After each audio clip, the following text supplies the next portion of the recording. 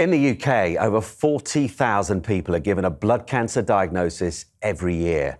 Blood cancer can affect any of us, old and young. And while a diagnosis is devastating, there is hope. This programme will look at the work being done to provide clinical trials, improve treatments and raise awareness, all which help to provide better patient outcomes. I'm Simon Thomas. Welcome to This is Blood Cancer, a programme by Blood Cancer UK and ITM Productions.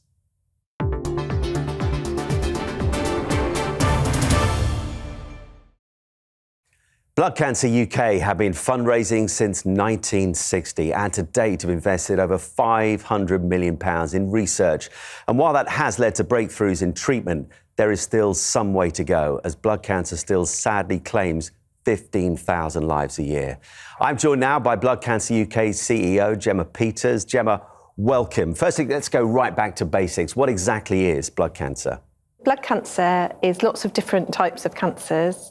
People often know leukemia as a type of blood cancer. They might not know lymphoma or myeloma, and there are others as well. And they're all, what they've got in common is that they're when something goes wrong in your blood cells or your immune cells and they become cancerous. So that's what blood cancer is. And Gemma, when we think of other cancers like breast cancer or prostate cancer in men in recent years, there's been a vast change in awareness around those types of cancer. And that's a really, really good thing. But when it comes to blood cancer, why is there so much less awareness? It's such a good question. You would think the third biggest cancer killer in the country, it's the fifth most common cancer in the country, and yet awareness is really frighteningly low. Like half of adults in the UK can't name a single blood cancer symptom.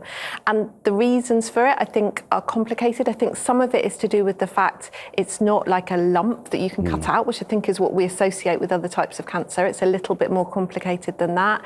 And I think the symptoms, there's more complexity in the symptoms. So it's a set of symptoms which would tell someone that they have blood cancer as opposed to a single lump that they could go and get checked out. Gemma, why does blood cancer typically take longer to diagnose than other types of cancer? And what are the implications of that? Yes, it takes a lot longer, and that's a massive issue for us as an organisation. So it takes a quarter of people going to see their GP 3 to 5 times before they get a diagnosis. And if you imagine, there are gaps between each of those visits. So that adds in a lot of time before people can start treatment. And what that means is when they get to treatment, there can be fewer options for them, and that ultimately affects survival. So we're really focused on trying to get people diagnosed early, because that, at the end of the day, will save lives. And the reasons for it are complicated. I think it's a bit about public awareness. So I think when people see symptoms like weight loss or unexplained bruising, or they get night sweats, they don't necessarily think that could be blood cancer, and so they don't necessarily go to the GP and say that, or they don't connect the dots between a few different symptoms. And then when someone arrives at the GP and presents with symptoms, because blood cancer can affect people of any age, then the person sitting in front of the GP doesn't necessarily look like the sort of person that would have cancer. And so I think that can slow down the process. And we've really got to sort that out if we're going to save more lives. And quite a number of people believe that blood cancer is genetic, but it isn't. So what makes people more susceptible than others? Yes, you're right. So for almost everybody, it is something that is caused by mutations or abnormalities that are happening in people's DNA as they live and then they go through life. And there's nothing in your lifestyle that you could do about it, and it's not something that you're going to pass on. So that's really important that people understand that. And Gemma, a huge part of Blood Cancer UK is the fundraising for research. In terms of success stories, what have been the biggest? And what are you most excited about future-wise? So, £500 million invested in research because of people fundraising up and down the country. It's amazing, isn't it? And there have been huge breakthroughs, not just here in the UK, but that have impacted all over the world in blood cancer treatment. So what would I pick out? Maybe the minimal residual disease test, which is a test that after treatment means we can see if there are cancer cells still circulating at a level that we were never able to see before. So that means we can carry on treating some people that we didn't realise needed to be carried on treating, and we can stop treating some other people. And the result of that is lives saved across all sorts of different blood cancers now, and it's used all over the world. So that is definitely one I'd pick out. And future-wise, what are you most excited by? This is such an exciting time in blood cancer research. I mean, there's so much hope on the horizon. So like, even 5 years ago, the idea of prevention in blood cancer is something I would never have talked about because it just felt so far away.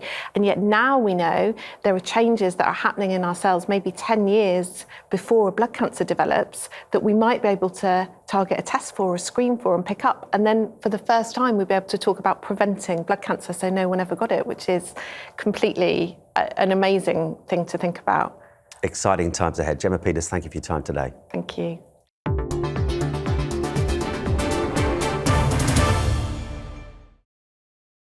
Clinical trials are an important way of developing or improving treatments for blood cancer. But finding and enrolling on a trial is complex and can be overwhelming.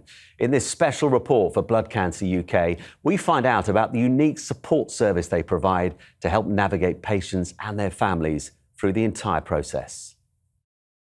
Ella was an absolutely incredible person. She was a really beautiful person inside out, and she just got an absolutely infectious love of life. She loved animals, she loved outdoors, she loved nature, she loved keeping fit, she loved good nutritious food, she loved travelling. She was a passionate artist and she graduated in 2019 from Newcastle University with a degree in fine art with the plan to spend the summer travelling in Colombia and then go down to London with her partner Connor. While she was there, she was diagnosed with Ph-positive acute lymphoblastic leukemia.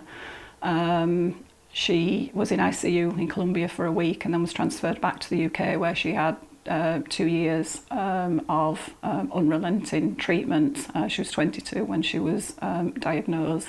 But despite all of that, her love of life didn't change. She lived every day with positivity. She always had hope. After 70 rounds of chemotherapy and a range of standard and experimental treatments failed, Ella was given weeks, maybe months to live. Kevin and I and Tasha and Connor couldn't and wouldn't accept the news. When, as a parent, when you're given that news, it's not something you can accept, you can believe, but we were determined to find something somewhere in the world that could at least give us hope. Ella's parents and sister Tasha set about the complicated process of looking for a clinical trial for Ella to join. Finding a clinical trial can be a confusing minefield, and most people don't realise that you do have the right to ask what clinical research is suitable for you. And yet, less than 30% of cancer patients say that they had clinical trials discussed with them.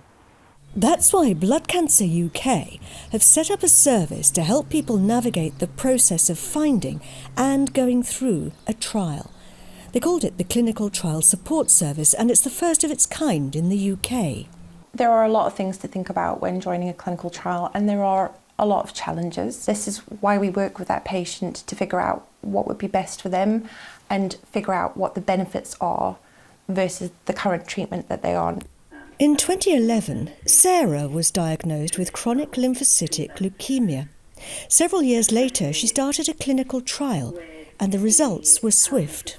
Before I started treatment, I had visibly enlarged glands in my neck, and within 4 days, the lumps were visibly reduced. It was kind of amazing to observe. And what would you say to anyone who's thinking about doing a trial? A clinical trial is very much worth exploring as an alternative to traditional treatment, especially with help and support of Blood Cancer UK Clinical Trial Support Service, and in consultation, obviously, with your oncologist. And I was lucky because it immediately worked for me and the benefits were enormous. And of course, it doesn't work for everyone, but it is definitely worth exploring. For Helen and the team at Blood Cancer UK, clinical research is the only way to break new ground in improving therapies for people with cancer. Clinical trials look at treatments that are brand new treatments. They look at treatments that we've already got in existence, and we need to make those treatments better for patients because some of them are still not good enough. And the other reason why clinical trials are so important is we also get to look at how we can actually stop blood cancers in the first place. So unless we have people involved in clinical trials, we cannot progress and we cannot find kinder, better treatments than what we currently have. Eventually, after a complex process of trawling the world for trials, the Dawson family did find one in the US, and they approached Helen for support. She really helped us navigate the whole world of clinical trials, which without that, we probably wouldn't have got off stage 1, because it was completely a new area for us. Yes, that's something we can help you with. Helen was on the phone constantly to me. If I wanted anything, she would be there. She also understood the human decisions, the agonising human decisions we were having to make, to talk through those about, was this the right thing to do for Ella? And she was a great sounding board on actually understanding those human issues. The day came for the family to board the flight to America. But as they were leaving, they got the shattering news that Ella's cancer had got worse, and she was no longer able to join the trial. And that was really cruel and really, really hard. And we knew at that point what that meant. That was the last hope gone. And unpacking Ella's suitcase was just so hard. Just a few weeks before she left us, we were sat as a family painting tiles, and we were all painting flowers and mountain scenes, and Ella painted a tile that said "Forever Grateful." And that's Ella. That's our beautiful Ella.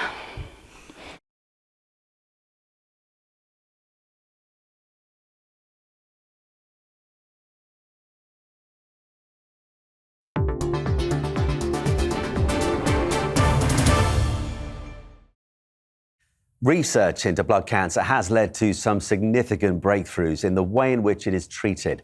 Blood Cancer UK is playing an important role in funding this research, which can lead to more successful procedures and results, benefiting its patients and making treatments such as CAR-T stem cell therapy more universal and accessible. 52-year-old Kavi meets his daughter for tea. Only a year ago, he was unsure he'd ever live precious moments like this again. In 2019, Kavi was diagnosed with stage 4 follicular lymphoma blood cancer.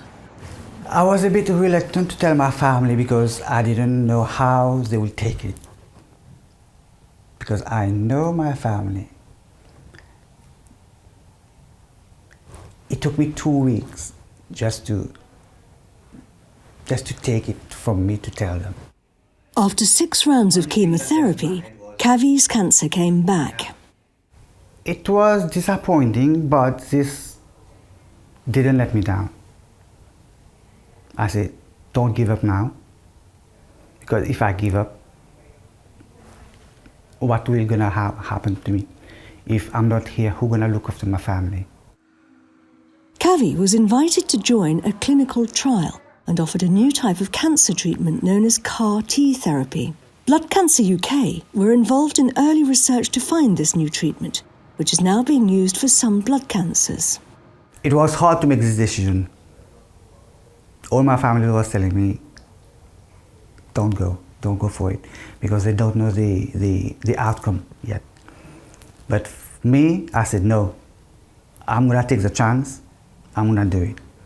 CAR-T therapy works by removing some T cells from the blood, cells which help to fight infection and disease. In the lab, experts genetically modify the T cells to make them better at finding and killing cancer cells. Then they put them back into the patient's blood to fight the cancer. The treatment started as a last-ditch hope for children with leukemia.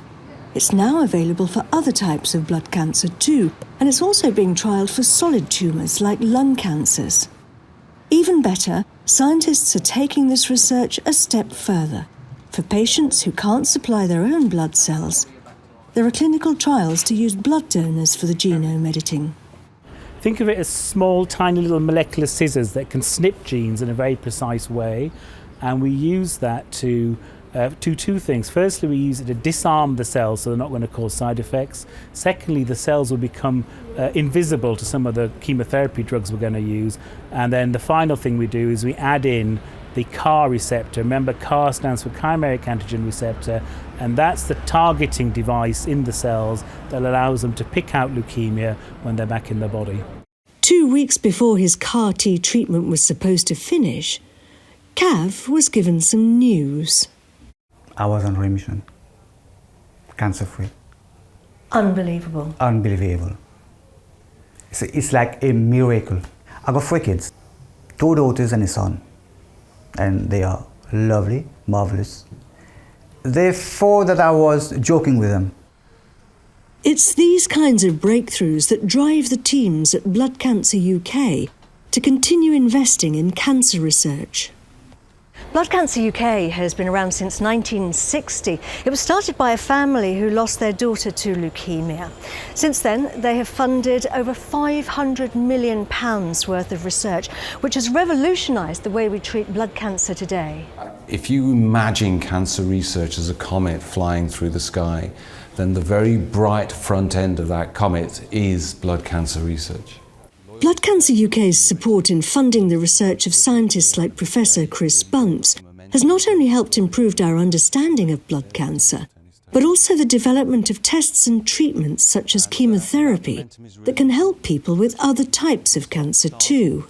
One of the fundamental reasons is that we can get at blood quite readily, so I could persuade you, I'm sure, to give me some blood from my experiments. I might even, if I spent a bit longer, persuade you to give me some bone marrow from my experiments. If I was to ask you for a slice of your brain or a bit of your pancreas, you might not be so willing to give it to me. So the very fact that the tissue is accessible allows us to do more experiments, more research, and the research that's been funded by Blood Cancer UK has been instrumental in this, and so we can get a much deeper understanding of blood cancers than we can many others. So it's a rich hunting ground for new therapies for cancer in general. Many of those new therapies increasingly involve tailoring the treatment to the individual person. So the exciting thing now, I think, is that via the research that Blood Cancer UK funds, we can really understand the nuts and bolts of a person's individual cancer. And that allows us, if you like, to get the right spanner off the shelf to personalise medicine, so everybody gets the best medicine for themselves.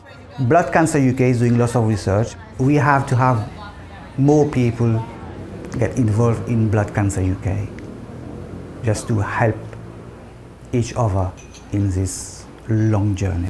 Every day is a new day for me, and without the CAR T-cell, I wouldn't have been like I am today. Kavi feels like he's been given a second chance at life, and for that, he and his family are forever grateful.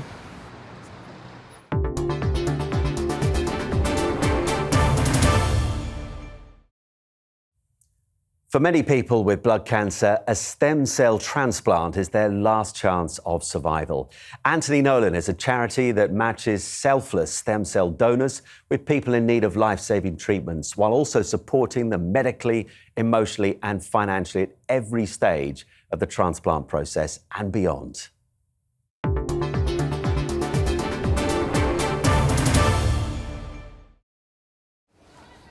I was only 25, just had a baby, not long been married. It was just the beginning of my life. Then Diana Odhiambo was diagnosed with blood cancer. It was a shock. It was a great deal of shock.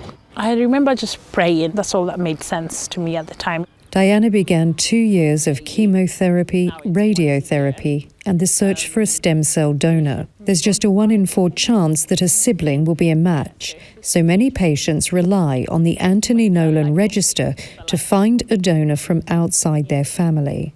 Fortunately for Diana, her brother was a match and critical life-saving treatment began. That came with a lot of challenges. I had a few times where I reacted badly to steroids.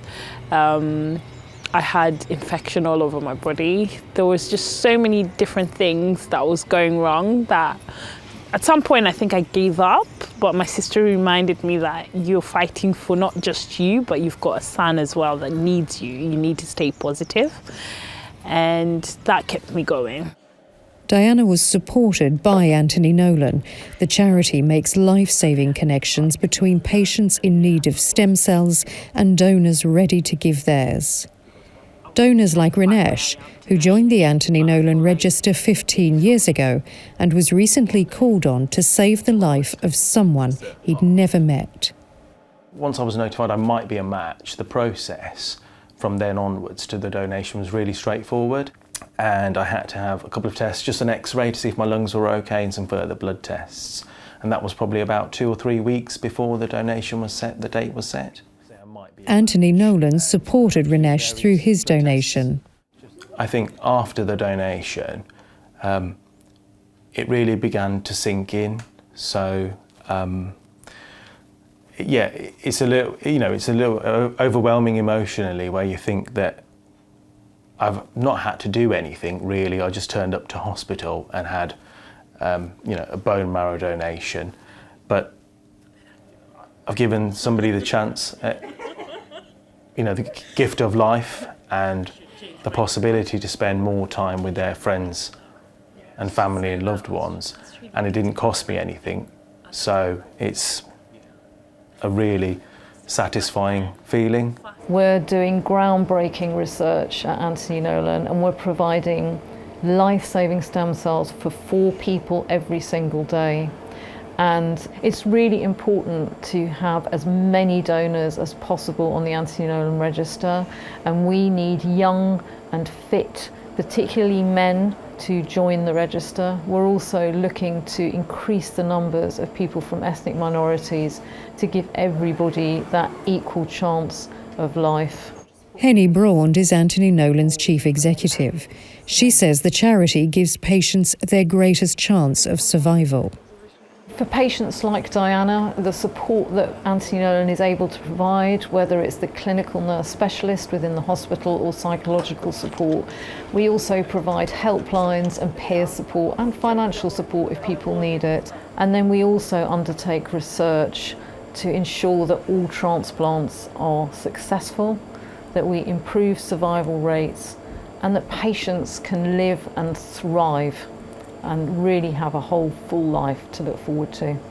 Diana is looking forward to hers. It's given me a new lease of life. It has given me time with my son, the ability to wake up and not worry that cancer is an immediate risk that I have to factor in every morning.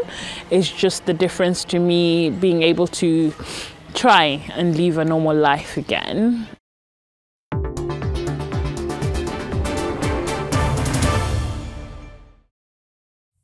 Blood cancer typically takes longer to diagnose than other cancers, and a later diagnosis means later start to treatment. Medical technology company BD invests in research and innovations that aim to help blood cancer patients from early detection through to treatment and monitoring, supporting at every stage of their journey.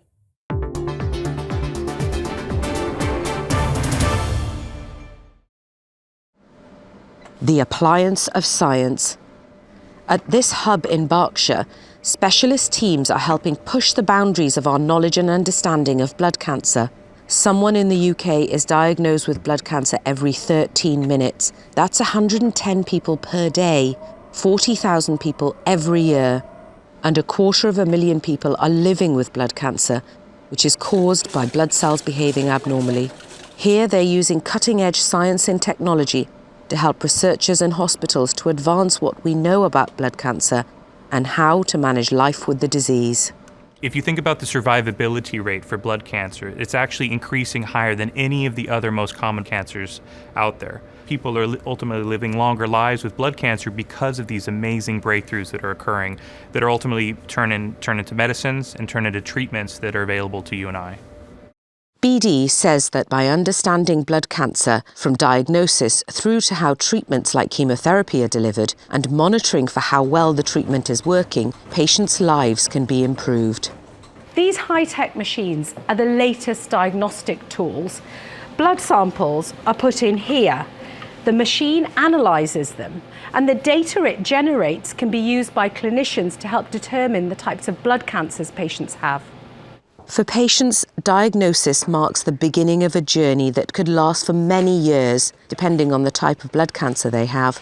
Clinicians helping patients on the journey in the NHS are looking for technological innovations that will, among other things, speed up lab processes, increase the accuracy of test results, and reduce the time they have to wait to get data about patients' blood cancer. Faster, more accurate, automated machines in the lab enable both clinicians and patients to make the most informed decisions about their care, quicker than if they used manual processes.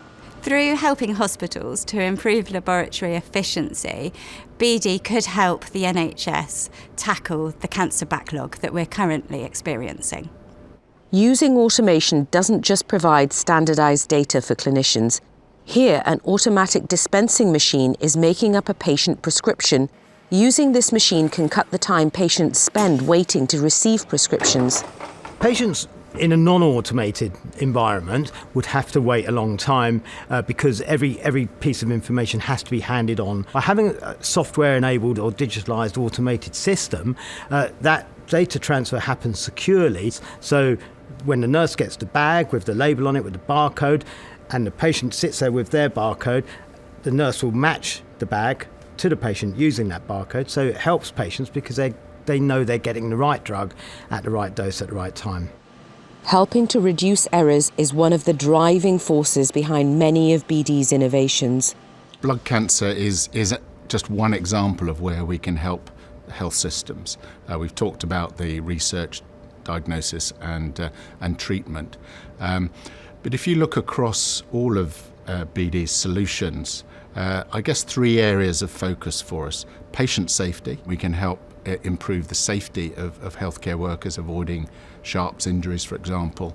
And both those, patient safety, healthcare worker safety, combined with our automation systems, help improve efficiency. The UK scientific community plays a major role in advancing our knowledge of cancer and its treatments.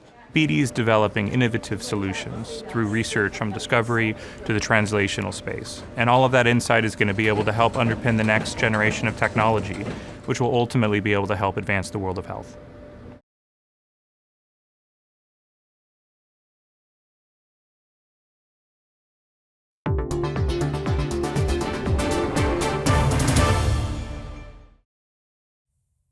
Improving outcomes for blood cancer patients requires a specialist, multidisciplinary approach. HCA Healthcare UK's team of hemato-oncology experts provide patient-centred care from initial diagnosis to treatment and aftercare for all blood cancers at their brand new state-of-the-art facility, HCA UK, at University College Hospital.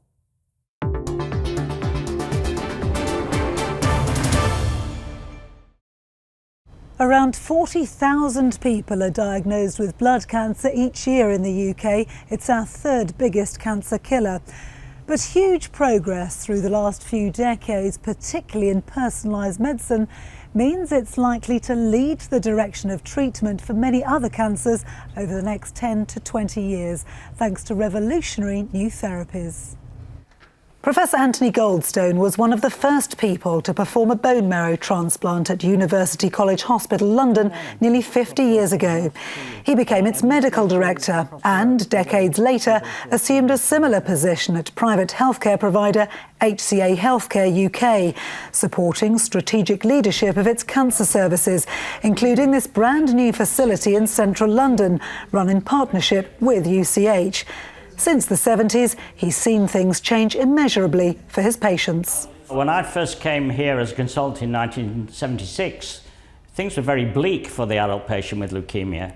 Treatment was complicated, outcomes were poor, and in many cases the question was whether to treat this patient at all. But there's been an enormous change in 40-odd years. We now have specialist units, specially trained doctors, highly trained doctors and nurses trained to the very highest level. We can offer a variety of therapies with chemotherapy, immunotherapy, transplantation, CAR T-cell therapy, and we can offer something to almost every patient and give them some benefit and cure a great many more than we could 40 years ago. Whilst accessing the best that medicine can offer is essential for blood cancer patients, an integrative approach is also integral to their experience. Hey, friend. For Sarah Kirkness, a specialist cancer nurse, supporting patients going through treatment and beyond became a personal passion after her father experienced blood cancer. In most instances, Sarah is the first point of contact for new patients, understanding their individual needs and those of their loved ones. The holistic approach is really important as well, isn't it? Tell us about that. The holistic approach is really, really important, and it's at the heart of what I do. We know how overwhelming it is for patients to receive a cancer diagnosis, so we very, very quickly have to get to know that person and their family and carers to understand how we can best support them through their journey. So whether that's through understanding their childcare needs, whether it's wedding anniversaries or holidays or sons' graduations, all of that is really important to know and understand to build that relationship, but also to factor the treatment into their lives so that we can make it as seamless and as easy as possible for them. This is a new £27 million purpose-built private unit. It's a specialist service for complex cancers, from stem cell transplants to cellular therapies, and the most complex areas of medicine, to support services such as psychology, complementary therapies, dietetics and physiotherapy. It means the team here can treat the whole patient for blood and other cancers, leading to optimal outcomes. It's amazing that we have this unit because we can deliver complex treatment in our patients. So considering all these advances in molecular biology, we can now give treatments, what we call targeted therapies, where we can specifically target the molecular abnormality. At the same time, we can incorporate monoclonal antibodies, again targeting specifically the cancer cells, or what we call immunotherapies. And what is immunotherapy? Essentially is to take advantage of our own cells, to educate some of these cells, and then to return the cells back to the patient in order to fight directly cancer. HCA has been operating in the UK since 1995 and in partnership with UCH since 2006. In that time, significant progress has been made in this area thanks to revolutionary new treatments underpinned by the latest science.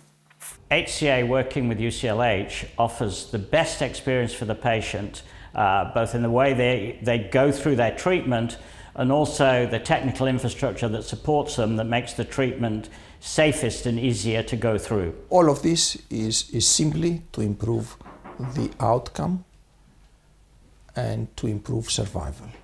So we'll be able to treat more patients effectively, we'll be able to cure more patients or to prolong survival.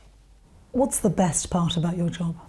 I think the best thing about being a clinical nurse specialist is that you get to know patients on such a personal level as well as a professional one. So you're always there as their guide through their treatment and through such a difficult time in their life, but you also are there in a very personal way as well. You get to know things about them that a lot of their friends wouldn't know, and you become a very trusted confidant, which is a huge privilege. HCA UK at UCH, a CQC rated outstanding service with an expert team providing patient-centred care and the latest cancer treatments in a safe, specialist environment, partnering with one of the UK's leading teaching hospitals.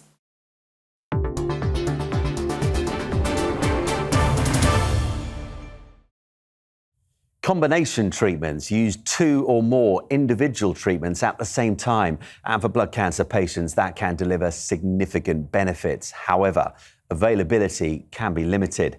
Takeda is a pharmaceutical company that is collaborating with the life science community to address the access challenges for these treatments to improve patient outcomes.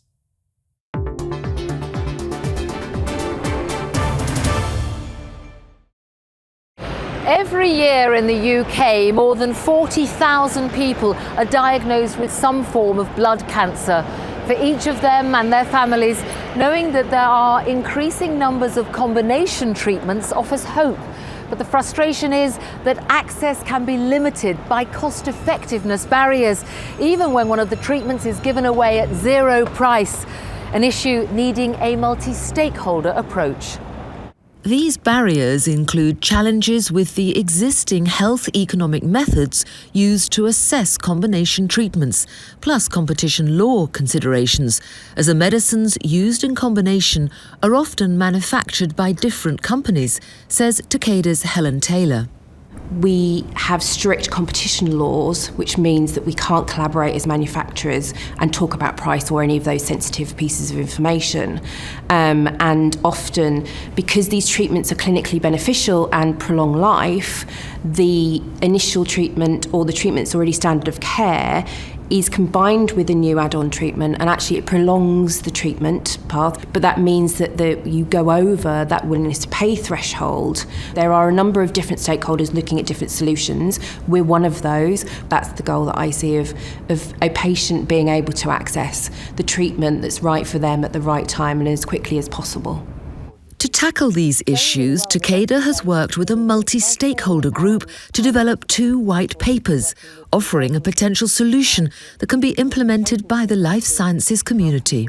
The first white paper is an attribution of value white paper that allows a value to be given to each treatment in the combination. That means that hopefully, as a whole, it becomes more cost effective.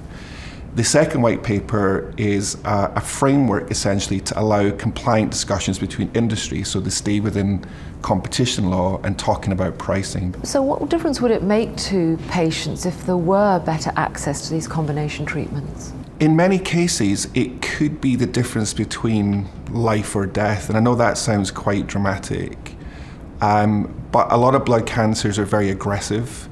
They evolve very quickly over time, so you need to get the most effective treatment into patients at diagnosis. And that can be challenging if that combination is not available and not approved for use. Clinicians increasingly want to use these combination treatments, which have been proven in clinical trials, to offer their patients the best possible outcomes.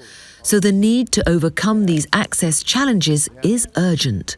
There's often the combination treatments, the attack from different modes of action to the tumour that can overcome the resistance and lead to deeper remissions of the tumour. Patients that, for example, have a tumour that is very likely to be resistant to a single drug, we want predominantly to treat with combination therapies, maybe even combinations of 3 or 4 drugs.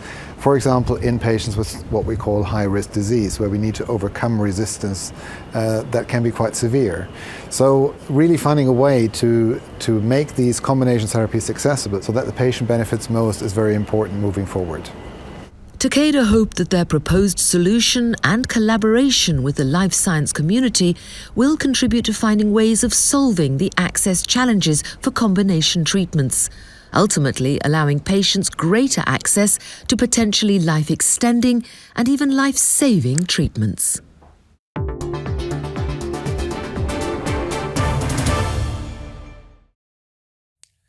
Thank you for watching. We hope you enjoyed the programme. For me and the team here at ITM Productions, goodbye.